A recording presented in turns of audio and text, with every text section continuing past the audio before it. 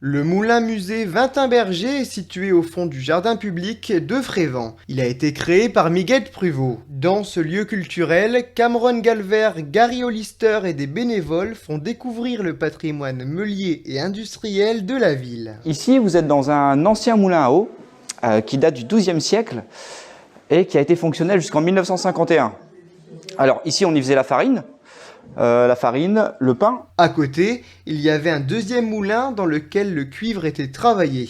Il s'agissait d'une tannerie. Et ici, donc regardez, vous aviez la roue juste derrière la fenêtre qui a été changée donc malheureusement par une turbine en 1925 pour un rendement beaucoup plus conséquent. Monsieur Adolphe Petit-Noël est le dernier à avoir travaillé ici avec ses ouvriers. À l'époque, pour écraser le grain, il fallait énormément de machines. Il y avait donc la semaille, on semait le blé, on récoltait le blé, et ensuite il fallait donc le battre avant les batteuses. Donc il fallait le battre avec ce qu'on appelle des fléaux. Donc on venait taper les tiges de blé pour séparer les grains des tiges. Le grain passait ensuite dans un tarare. Ça servait à séparer les écorces des grains.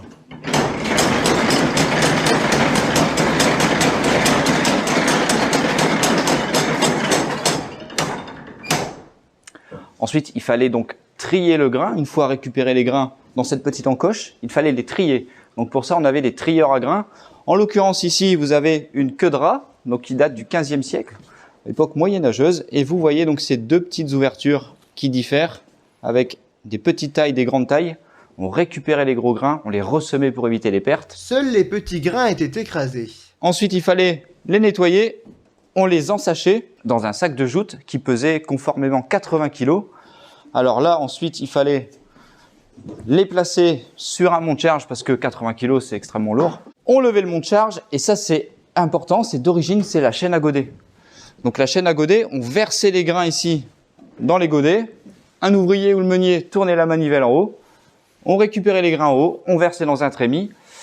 Et ensuite, donc, il y avait ce système de meule qui venait écraser donc, les grains pour en faire de la farine. Le musée comporte 25 salles sur un espace d'environ 4000 m². Et là, ce que je vous propose, c'est de me suivre et on va aller voir les miniatures parce qu'on a les vraies machines, les grosses batteuses, mais on a les miniatures. Ces miniatures sont des donations de la famille Mantel. Alors, c'est ce monsieur-là, en chemise à rayures bleues, qui a confectionné toutes ces machines à l'aide de ses mains, avec de la récupération.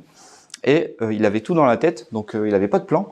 C'était un ancien agriculteur qui, dès lors de sa retraite, jusqu'à sa mort, donc pendant 13 ans, a confectionné toutes ces machines. Mais regardez, tac, elle fonctionne.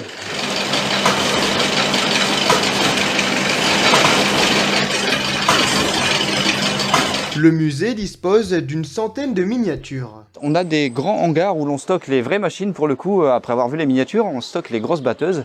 Et on a donc une ancienne caserne des pompiers où justement on stocke une ancienne pompe à incendie du début des années 1900. Et le musée est bordé par des cours d'eau. Vous avez la Canche, donc qui est un fleuve qui va se rejeter dans la mer à Étaples. Et juste à côté, parce que Frévent a aussi un passé historique très important aussi médiéval, vous avez le ruisseau des Airs. Donc un ruisseau gallo-romain quand même, qui prend sa source à l'entrée du jardin.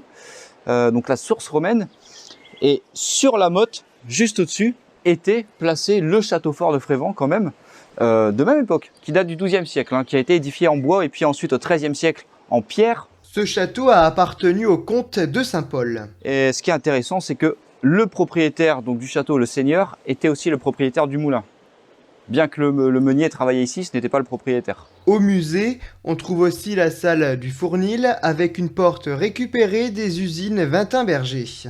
Et dans cette salle, on y propose des animations. Donc pour les enfants, on fait de la pâte à pain.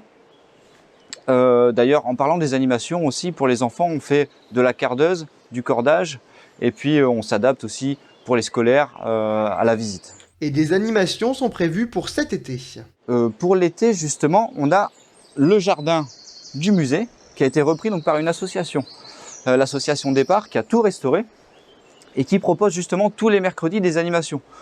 Donc il y a des jeux de piste, il y a un parcours sensoriel, il y a une aire de pique-nique. De la gravure sur bois est également proposée. Lorsque l'on poursuit la visite du musée, on découvre des œuvres d'un abbé. Alors ici, vous avez les œuvres de l'abbé Willems, qui est ici en photo. Cette photo a été prise au Pibes. C'était un téléphérique qui était, donc c'était lors d'un voyage à Lourdes, qui faisait découvrir tout Lourdes. Et ici, vous avez l'abbé Willems, qui faisait ses œuvres pour vendre à des personnes pour Haïti, pour les enfants. En somme, c'était une façon d'avoir de l'argent pour aider les enfants d'Haïti.